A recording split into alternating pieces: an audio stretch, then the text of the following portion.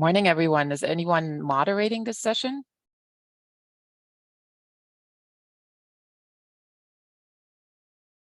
Can you hear me? Yeah, I can hear you. I'm not sure. I haven't heard anything about. Anyone read the instructions about those online sessions? I didn't.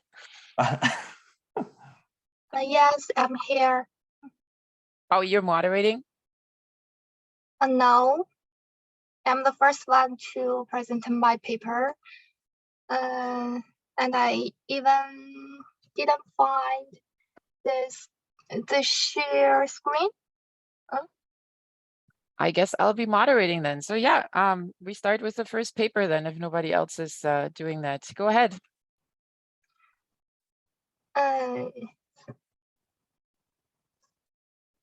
But how can I share my screen? I couldn't If you go to the bottom of the screen, there is a green rectangle that says share screen. Can you find it?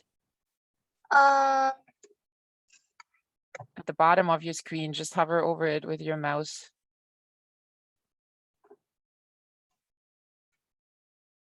You can also press Alt and S if you want, then you would share a screen too, apparently. Okay, I try again.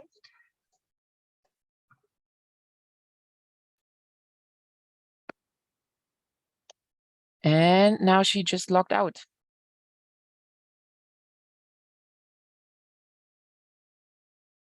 All right. Excellent session. Yeah, I'm not sure. I'm trying to find if there's anything online about moderation or. Yep. Okay. Well, I mean, we can have a great discussion between the how many are we? 1, 2, 3, 4, 5, 6. If Yao Wen is coming back, so let's just wait for her to log back in. Okay, sounds good. Who's the second presenter? Oh, that's me. I think I'm listed for second. Okay. So why don't you just go ahead and then she'll come in after. Oh, there we are. Oh, she's back. Okay. Hey, Yao Wen, I really hope I'm not slaughtering your name. Could you try to share your screen again? Ah. Okay, I can. Excellent. Please go ahead. Okay, so I'm starting my presentation. Hello, everyone. I'm Yawen from China Center for Agricultural Policy, Peking University. Oh, can everyone hear me? Yes, we can hear you. Yeah. Okay. I will go ahead. My presentation is about the gift relocation, women's decision-making power of China's poverty alleviation regulation program.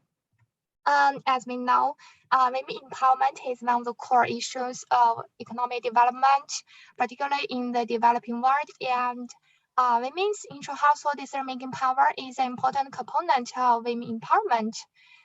We know many researchers focus on evaluating the effect of microfinance programs on women's decision-making power. However, the results are mixed. One explanation may be the poverty trap theory. This theory argues that the moments out of poverty requires a big push, so the political interventions toward poor women are not so useful. A natural question arising from this is that can big push programs improve women's decision-making power within cost force? So we explored the carrot effect of the PRP on women's decision-making power in China. We find several conclusions.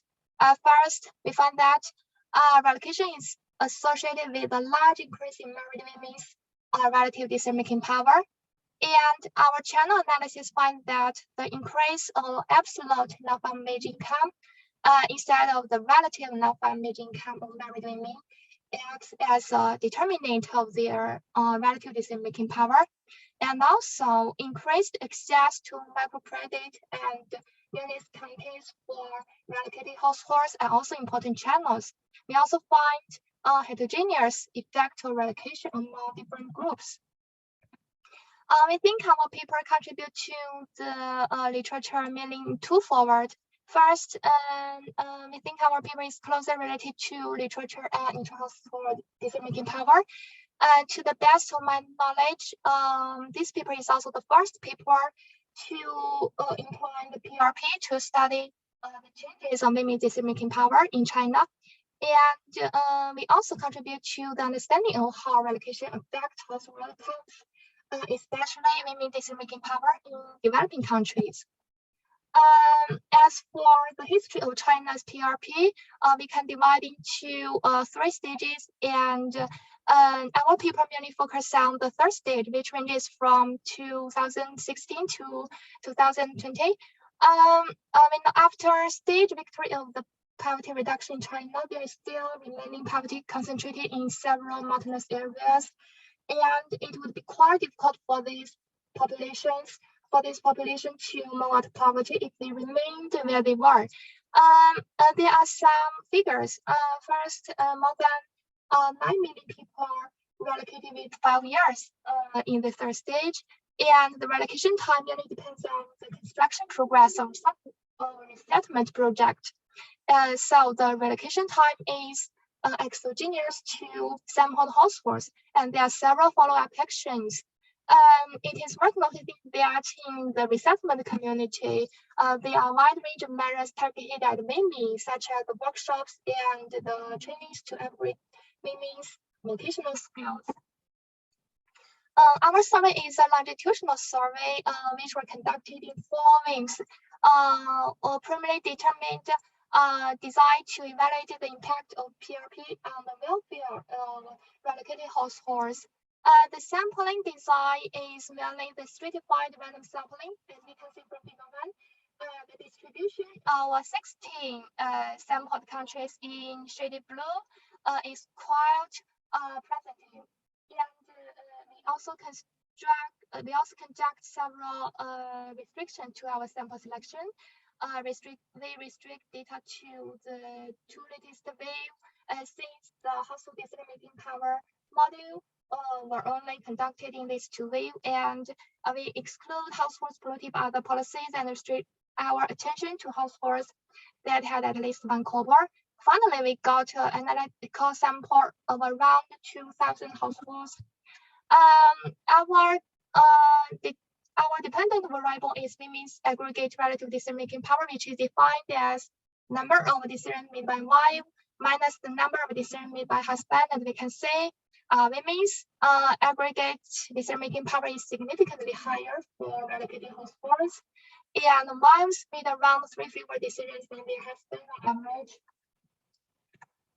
This is our baseline regression specification.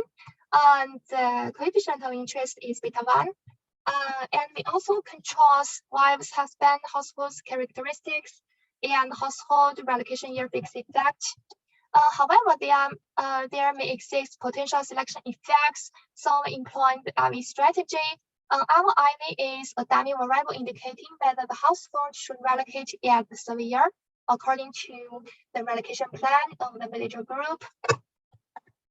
As we can see from the column 1 of table 2, the first stage regression shows that the expected year of relocation can explain about 60% of agricultural actual relocation status of sample household. Column 2 and 3 represents the OIS estimate. The estimate of relocation is positive but insignificant. However, the 2 state least square estimate shows the coefficient of relocated is significant positive and much bigger than the OIS. However, a positive change in women's aggregate relative decision-making power may not necessarily mean an increase in women's decision-making power status, because different items importance varies a lot. Women may control more less important decision items at the expense of more independent ones. But from table 3, we can see that all estimated coefficients over the 6 decisions are either positive or insignificantly negative, which confirms our main results. Also, we conduct several channel analysis. We first explore how changes of women's absolute and relative wage income can affect the relocation effect by including these variables in our baseline regression. And then we use the same method to explore how changes of farmland and household assets can affect the relocation effect on women's decision-making power. And also we explore the effect of access to microcredit and access to counties and markets. We also explore the heterogeneous effects separately estimated by relocation type and include the interaction term by relocation and the non-farm employment status and migration status of women and her husband. So I will conclude, we explored variations in the phasing time of relocation to evaluate the effect of relocation on women's decision-making power, and we find a significant positive effect of relocation. And we also conduct several channel analysis and heterogeneous effects. And finally, we think our results have important policy implications, highlight the need to pay attention to the current effects of relocation programs, especially in the developing countries on women's empowerment, and underline policies that both increase the quality and the quantity of jobs for poor women. This is my presentation. Thanks for listening. And any questions? Thank you so much. Does anyone have any questions?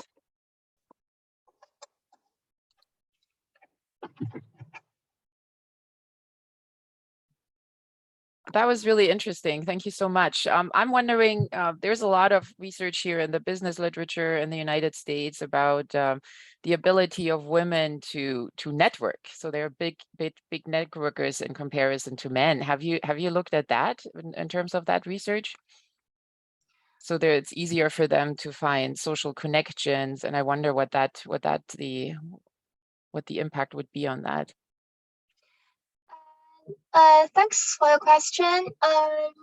As for this paper, I didn't look for the networks for women.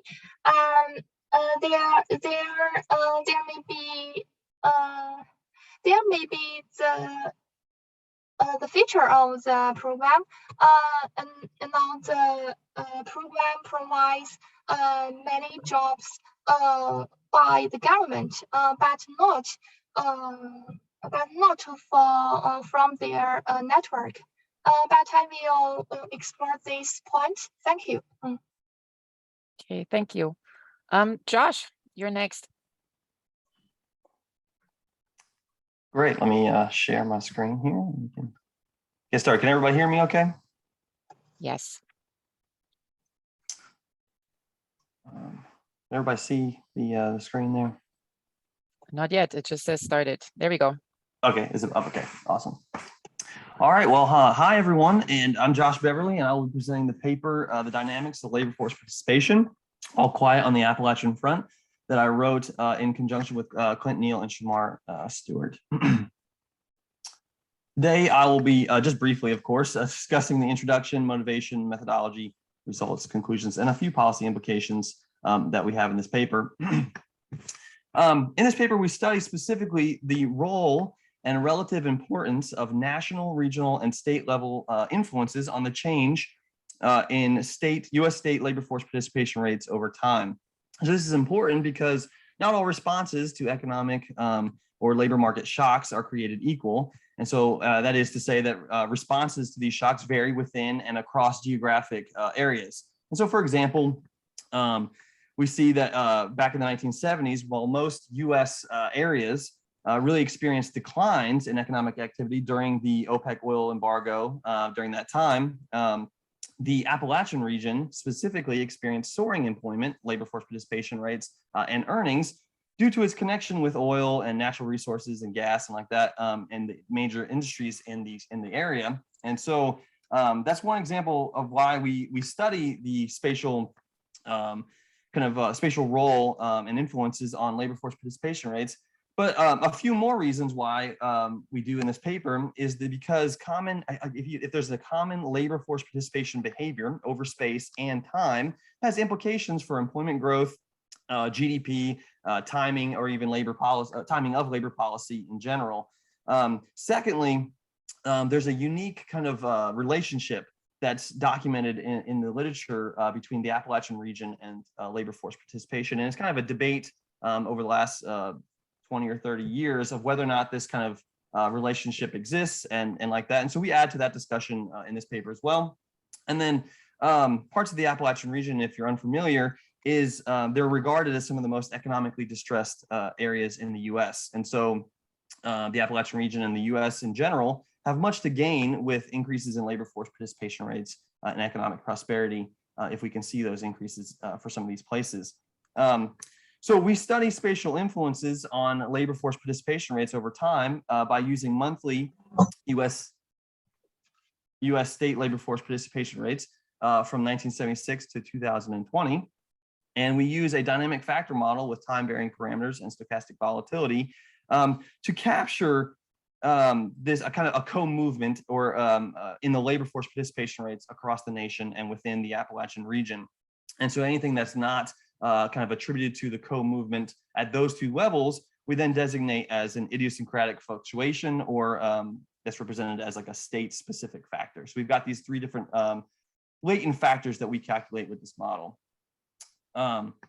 After we calculate these factors and kind of which are the levels of synchronization or co-movement in the labor force participation rate series, we then calculate the correlation of each state's labor force participation series with these factors. And so these diagrams here present basically correlation values, or they're called factor loadings that represent the correlation between these select number of states. We've done it for all the states in the US, but I selected a few here for the presentation. And the blue lines are the median values of our posterior distribution that includes 40,000 draws. And so the dotted lines are the 5th and 95th percentiles around those medians. And we see kind of a similar pattern, if you notice, in just these 4 states, but across the nation as well, that we see positive correlation values with a national or common component after about 1990 across all of the states. And so this indicates that state labor force participation rates are influenced by a common national component, specifically in the last 3 decades. Next, as I mentioned, we also calculate a Appalachian region factor for Appalachian states. And so this measures the synchronization or the level of synchronization of the labor force participation rates over time within those 13 states.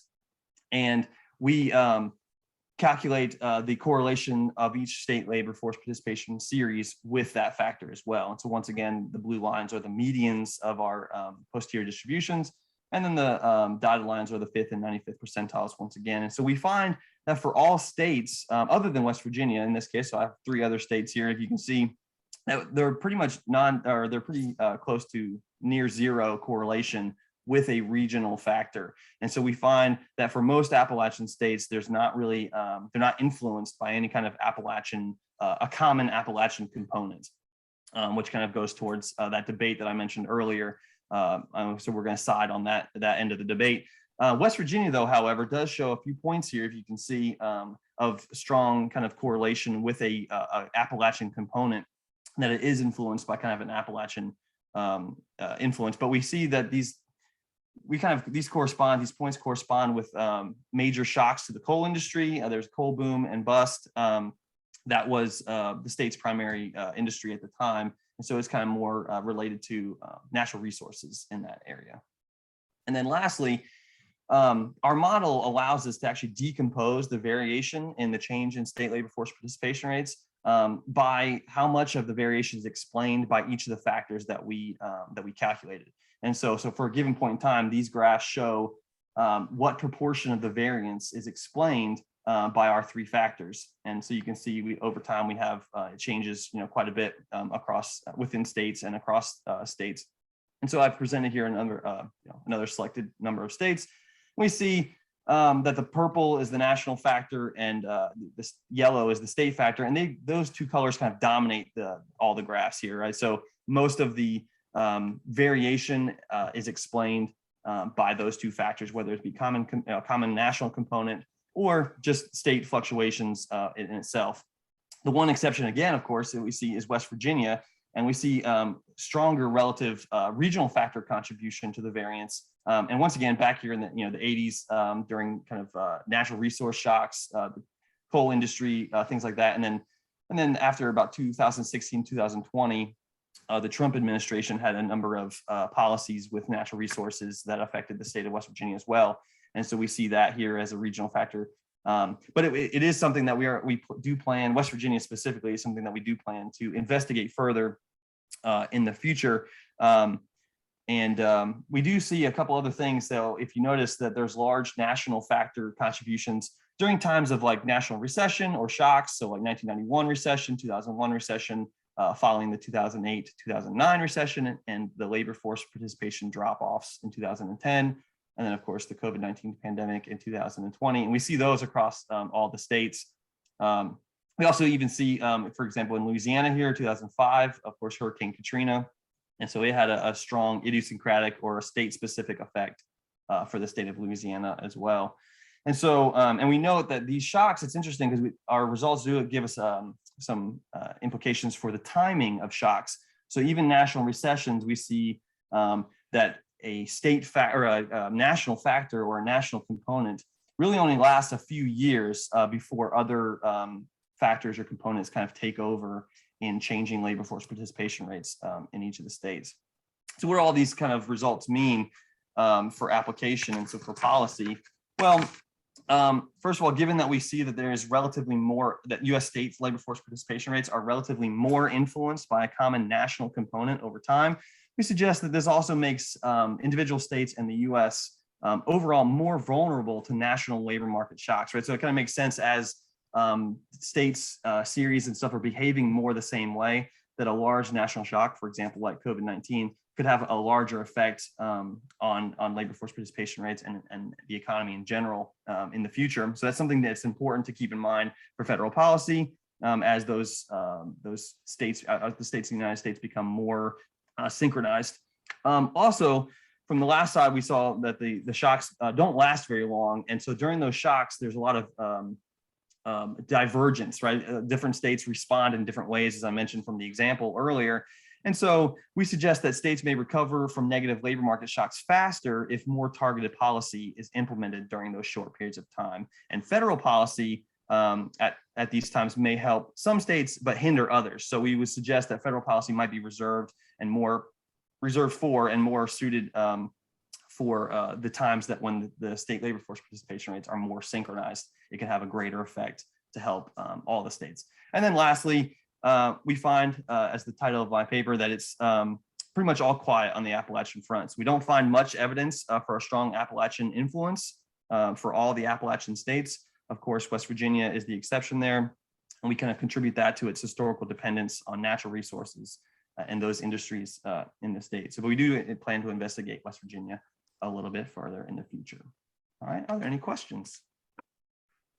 Thanks, Josh. Any questions for Josh? So it's quiet except in West Virginia. Yeah, exactly. Okay, if there are no questions, I'm just going to move on to the next presentation. And that's me. I'm going to share my screen. All right. So good morning or good afternoon, wherever you are. Today, I'll talk about our research on agritourism and direct sales clusters. And this project is really an outcome of a currently NIFA-funded research project on agritourism development in the United States. If you don't know what agritourism is, we do have a lot of international people on today. I thought I'm going to talk a little bit about it.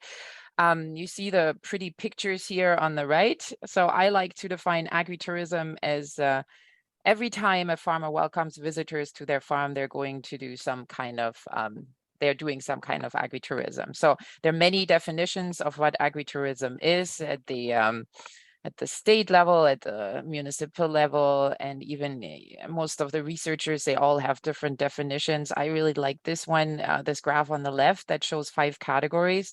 So that's entertainment. So that's the type you probably have experience with: corn mazes, sunflower fields for pictures, and so on. Education, like school tours, hospitality, recreation, and direct sales. So please note that I included direct sales here as well. we found that there's a lot of literature out there on agritourism as well as direct sales and the local food movement, but not much of this literature that looks at these together. So just want to highlight two previous studies. So Van Zandt looked at the drivers of agritourism clusters with 2012 census data. And that was really the first study that used regional science method to look at how agritourism development depends on place-based factors. And they did not include direct sales. And only Brown included both agritourism and local foods revenues at their county level analysis within the same regression. So we found no other research that has considered direct sales within agritourism cluster analysis in the United States. So what did we do in our study? We apply spatial methods to understand how these activities are clustered over space. And we look at whether agritourism and direct sales detract or reinforce one another, looking at both within the counties and across county lines using panel data analysis. We use local Moran's eye to identify hotspots of agritourism and direct sales, and then bivariate to look at the spatial association of these two.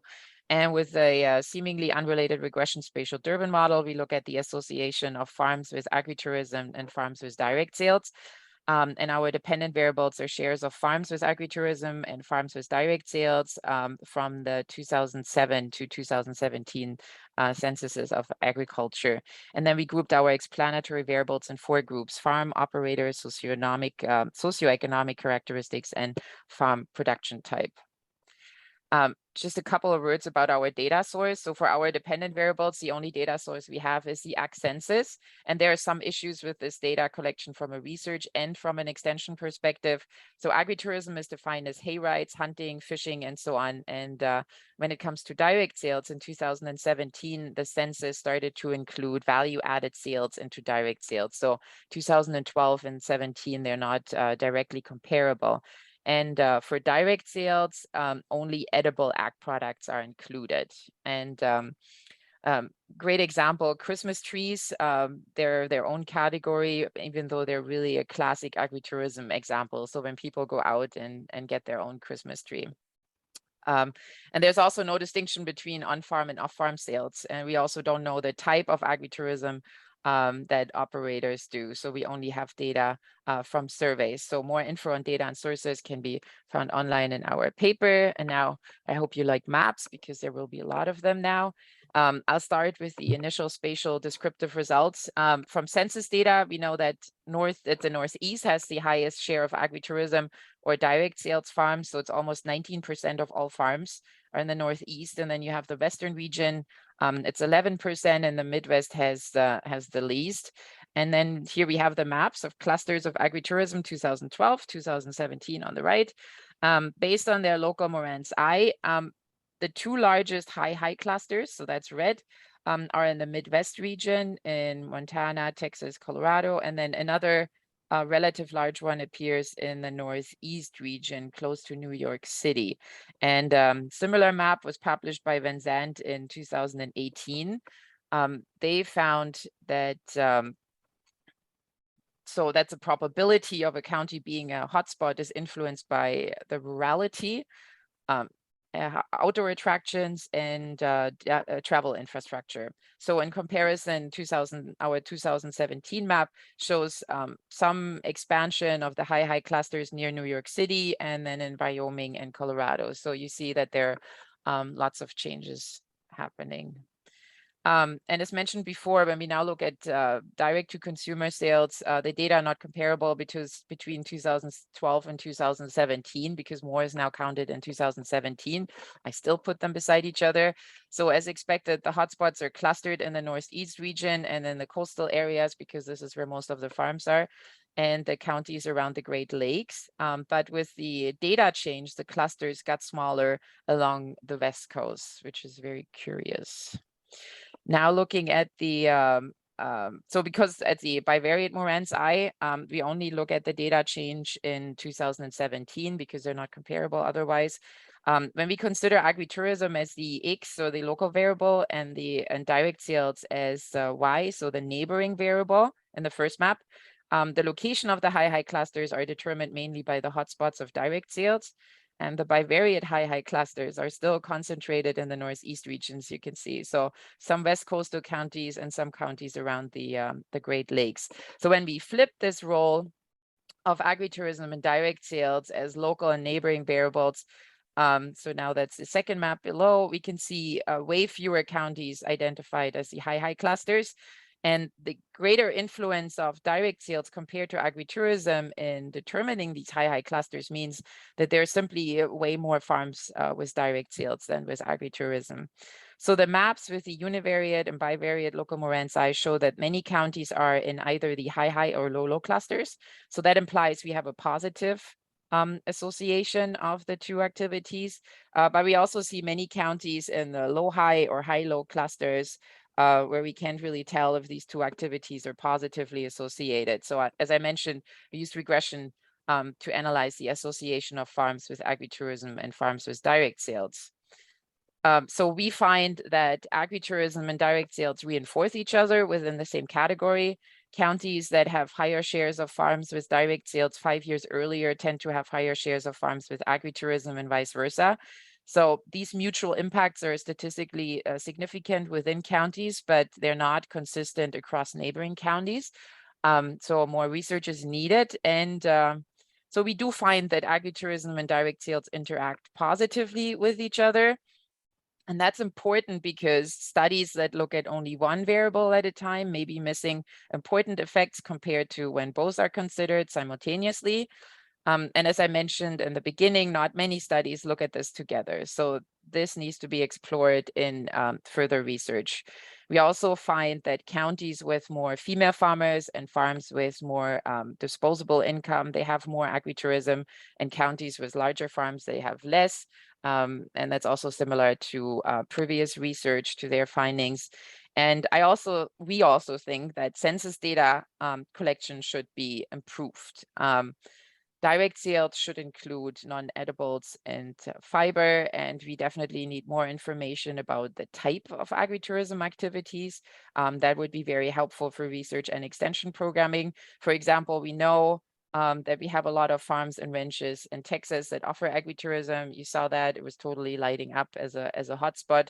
But from anecdotal data and survey data, we know that Texas has mostly cattle ranches, so they offer a lot of farm stays, so dude ranches and hunting. But then in the Northeast, it's a totally different type of agritourism. So we have more education and pumpkin patches and farm stays and dinners and so on. And that's important because understanding the type of agritourism is critical for extension, because we need to know what farmers need. So that's the end of my presentation. I'd be happy to answer any questions. I'll stop sharing. No questions. Everything is quiet. And we're just going to move on to the next presentation, which is. I had one actually real quick there, Claudia. Oh, hey, yes. I mean, I know you just did the kind of a panel over the 2 years, and of course it's spatially, as you mentioned, you have differences across states and counties. Is there? I don't know if there's something, because I know that like state fairs and many states have very kind of famous, you could say, I guess, state fairs with kind of agritourism, as you mentioned, and different things. I don't know if there's anything there that you maybe have considered or something with like a state fair in terms of its relation to agritourism? No, we haven't. And it's any sales that farmers would have that would be considered as off farm. Right. But it would be still included in direct sales. Okay. So that's what we're saying. There should be this distinction. But yeah, those fairs are fun. Gotcha. Okay. Thank you. Yeah. All right. The next speaker is you can identify yourself, because I don't want to say your name wrong. Thank you so much. This is Xiaolu Wang. I'm sorry that I can't share my screen. Please wait me for a little moment.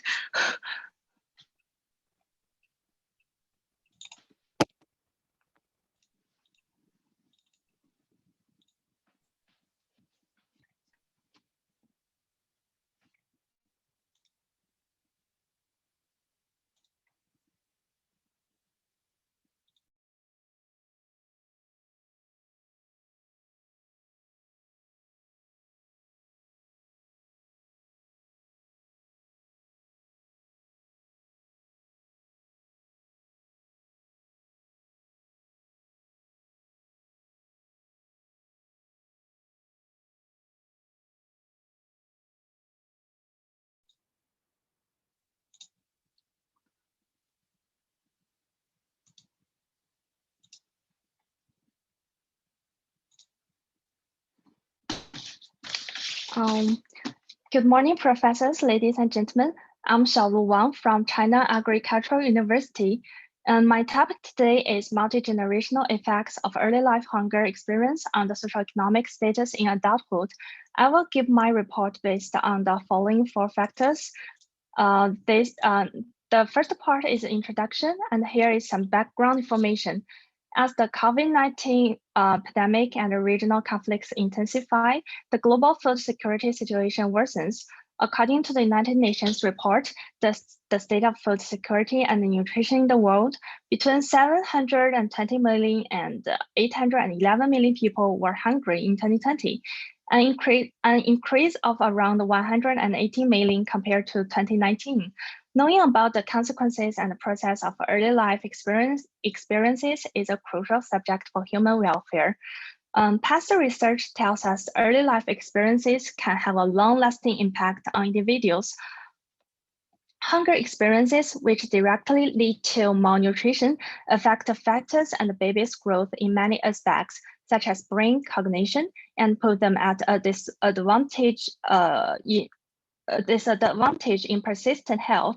Childhood hunger experience also has deep impacts on mental health because of the psychological scars it left behind.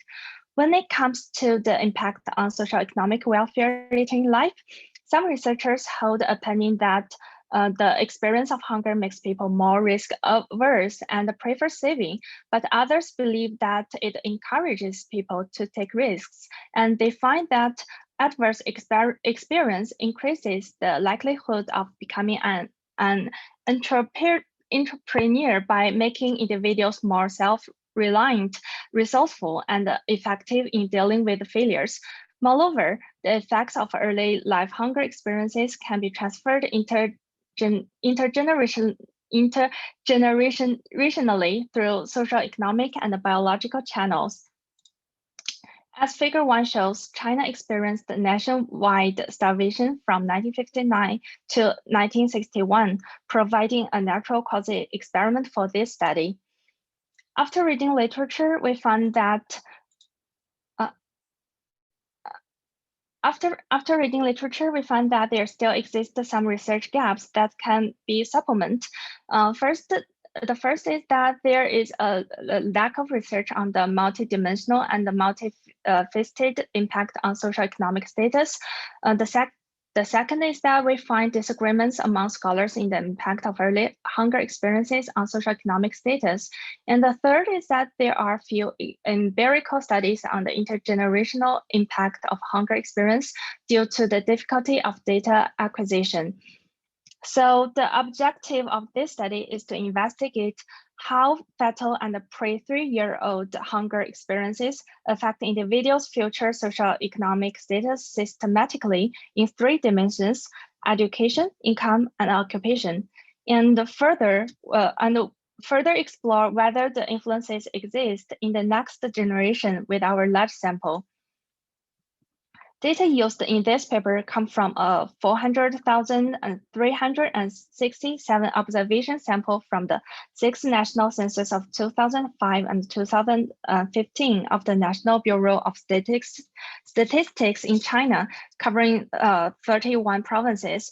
The final sample of the first generation used in this paper includes individuals born between January 1954 and December 1962 who have rural hukou. We find the offspring of them based on family relationship and age variables. The measurement of hunger intensity is generated from provincial excess mortality in different years, and the data comes from the China Compendium of Statistics 1949 to 2004. Table 1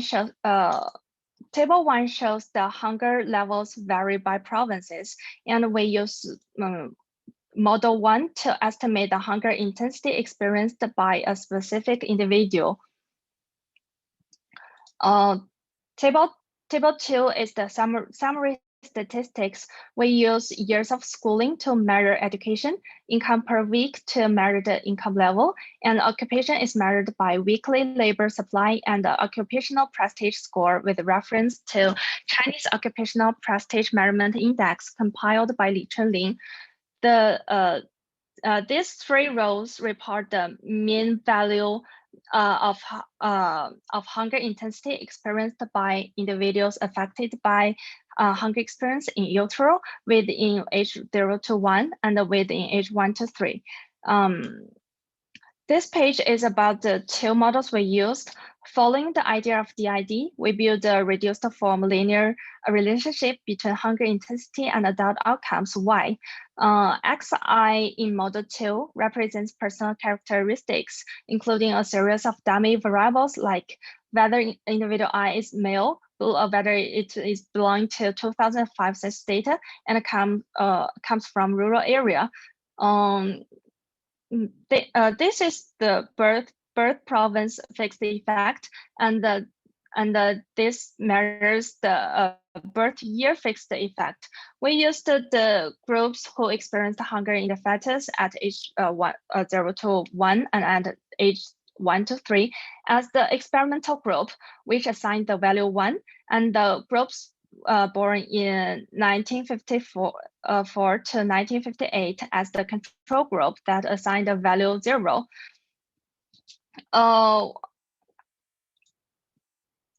Because of the large difference of male and female in the summary statistics, we separate the sample for regression. We can see from table 4 that mirroring the results for men, a negative and statistically significant association is observed between in utero hunger experience and the labor market performance for women.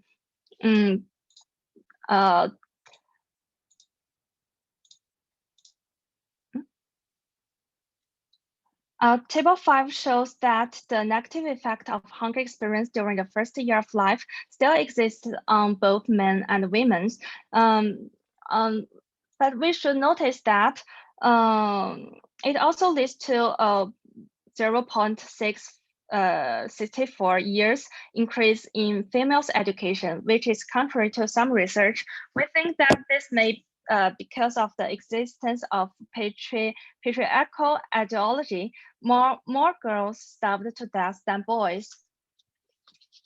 From table 6, we can see that hunger experience within age 1 to 3 have slightly positive effect on women's education and have slightly a negative effect on women's occupational prestige, but it has no significant effect on men. This may be because the negative effect is offset by the honoring effect of adversity. In the robustness test, we first think about the fertility choices problem.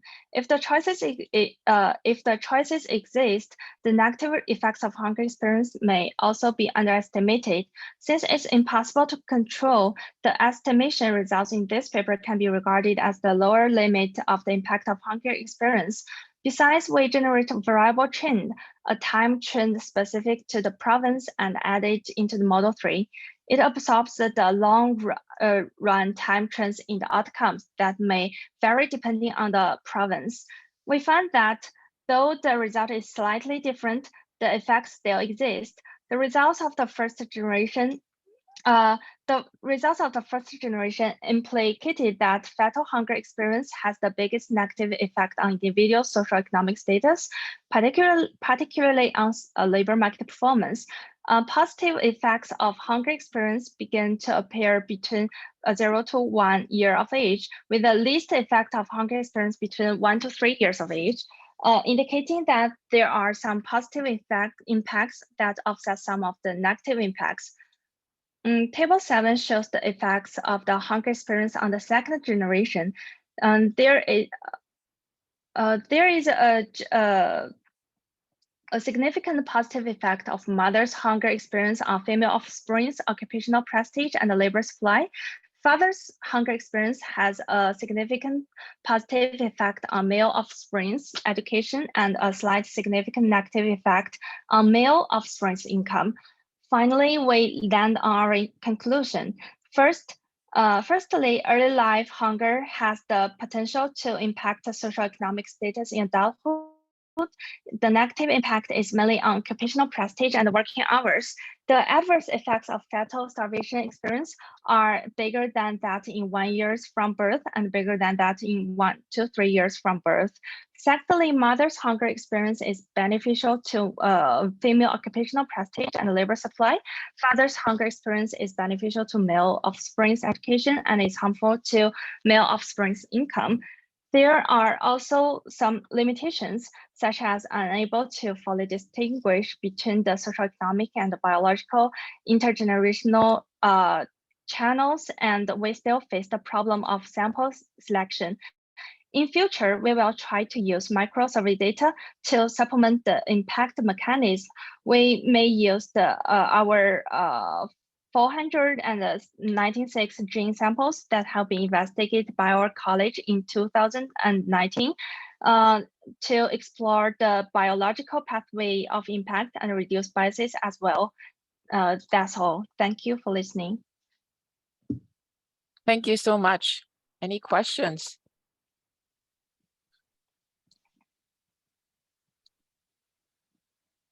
Doesn't look like it. So next up is Yerong Huang. More children, more blessing. You're next. Okay, hello everyone. Let me share my screen.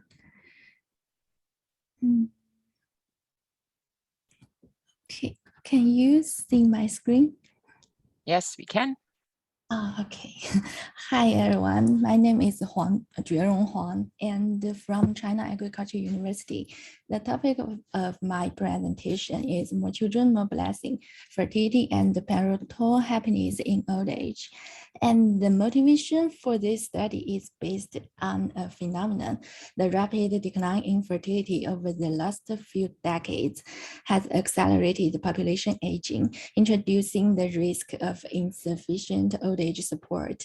In China, the elderly dependency rate was nearly 20% in 2020, and is predicted to succeed 50% in 2030. In response, the Chinese government implemented the three-child policy in last year, allowing Chinese couple to have 3 children unconditionally. While this policy is expected to raise fertility rates in China, it remains unclear whether increase in fertility will improve parents' well-being in old age.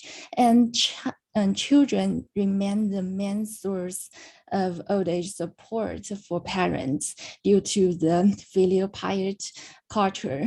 Old age support for senior parents is common in Chinese families, and the children are also an important source of income, especially in areas where external pension systems are underdeveloped. Theoretically, having more children may not actually improve parents' well-being in old age for at least 3 reasons. First, parents may sacrifice their welfare for parenthood when having an additional child, such as increased financial burden and reduced nutritional intake. And second, given the QQ trade-off theory, parents' well-being may be reduced due to the lowered average child quality. And third, their responsibility the amount of old age support that parents may receive depends on the bargaining power of their adult children. Adult children may shirk their responsibilities when having more siblings. So whether fertility affects parental well-being in old age is an empirical question. And how about relevant literature? Recently, some studies have been paid attention on the short-term fertility effects on parents, such as time pressure for parenthood, labor supply and life satisfaction, but much less attention paid to the long-term effects on parental well-being. On the other hand, despite its popularity in studies conducted in Western countries, happiness as a well-behaved proxy for one's utility, it received much less attention in China. Well, this investigation on happiness also helps us to predict individuals' other well-being and behaviors. So our study makes two contributions to the literature. First, it is among the few studies that bridge fertility and parental happiness in old age. And this study adds to the recent literature on the long-term consequences of fertility decisions. And to estimate the impact of fertility on senior parents' happiness, we considered the following model. The dependent variable is the level of happiness for the parents, and the key explanatory variable is the number of children to this parent. And we also controlled some characteristics and fixed effects.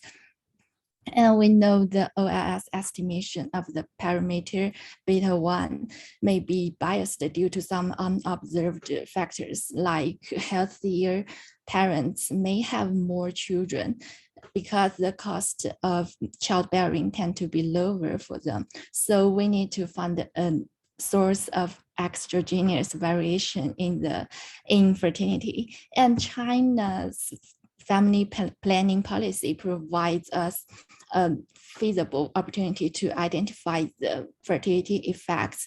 In the early 1970s, the later longer fever policy was enacted, and so the beginning of the China's family planning. And in 1979, the one-child policy was implemented and has been recognized as the most stringent globally. Yet its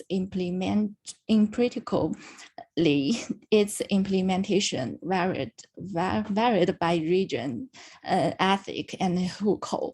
And so in the context of these two policies, we use two sorts of exogenous variations in fertility decision to achieve our identification. And so the two instruments are the mother's exposure to the policy. The first is constructed according to the mother's birth cohort, provincial fertility rates, and establishment years of the LLF policy. And the slightly different, the second instrument is constructed according to the provincial penalty rates. And the data we used draw from the China Family Panel Studies, a national representative survey. And we focus on the 2018 wave, since it's the only wave that enable us to estimate the impacts and explore potential channels. And the main results show in this table. And column 1 and 5 shows the OLS estimates and suggests that the positive relationship between one's number of children and the happiness in old age. And the results in other columns shows the IV estimates. As shown in column 4 and column 8, we can, the estimates of the two IVs reveal that having an additional child improves senior parents' happiness by 0.76 points. Yet, how reliable are these results? We further conduct several robustness checks. The first is we assess the validity of IVs, and in first regressions, F statistics succeed the rule of thumb value of 10. And because we have two instruments, it allows us to do over identification test. The results provide little evidence against the validity of these IVs. And next, we further reperformed the IV estimations by considering some historic events like Cultural Revolution and Sundown Movement, and both two events. These estimates do not change so much. And another try, given the wide geographical variation in China, we further assess the robustness by removing some uncertain province, like uncertain the policy, the information of the policy implementation. And these results also barely change. And we also use some related outcomes to assess our results, like life satisfaction is another commonly used measure of subjective well-being in the literature. We found that parents with more children score higher on life satisfaction and lower on depression level. And these results lend further support to the reliability of our funding. And lastly, we explore the potential channels of the fertility effects. We found that parents face the QQ trade-off in terms of the number of children completed higher education achievements. And for children's old age support behaviors, parents with more children received more visits and daily care from their children. Okay, in conclusion, this paper mainly answers to question. We found that parents with more children are happier in old age, and this positive fertility effect on happiness may work through receiving more visits and daily care from their children. Okay, that's the end of my presentation. Any comments and advice are warmly welcomed. Thank you. Thank you. That was really interesting. Thank you. Very happy about my choice and number of children now. Any other comments? Is Shannon here? Because I cannot see her in the list. There is one more presentation, the economics of plant-based milk. Is anyone taking over for Shannon? It doesn't sound like it. Okay, I mean, this marks the end of our session. Thank you so much, everyone, for presenting your paper, and I wish you good luck in your studies. Thanks. Thank you, and for moderating as well. Yeah, sorry about the names. I wish I so could have figured them much. out before. Bye. Bye-bye.